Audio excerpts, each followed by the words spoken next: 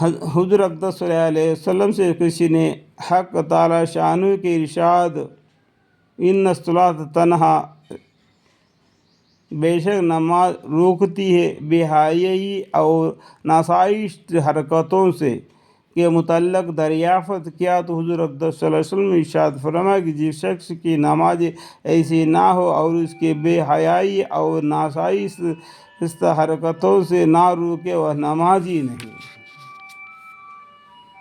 بے شک نماز ایسی ہی بڑی دولت ہے اور اس کو اپنی اصلی حالت پر پڑھنے کا ثمرہ یہی ہے کہ وہ ایسی نامناسب باتوں سے روک دے گا۔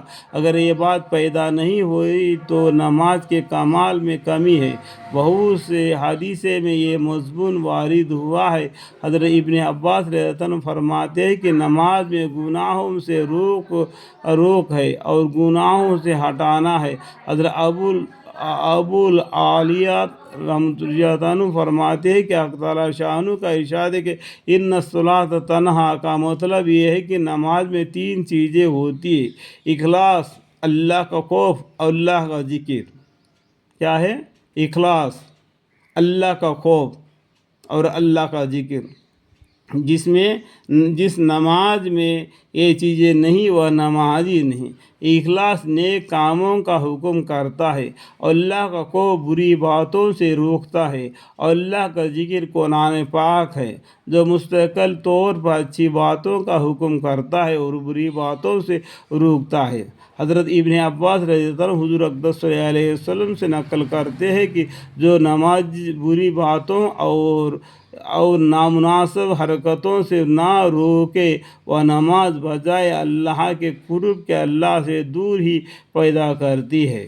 حضرت حسن رضی اللہ عنہ بھی حضور اقدس صلی اللہ علیہ وسلم سے یہ نقل کرتے ہیں کہ جس شخص کی نماز اس کو بری باتوں سے روکے وہ نماز ہی نہیں، اس نماز کی وجہ سے اللہ سے دور ہی پیدا ہوتی ہے۔ حضرت ابن عمر رضی اللہ عنہ نے بھی حضور اقدس صلی اللہ علیہ وسلم سے یہی مضمون نقل فرمایا ہے۔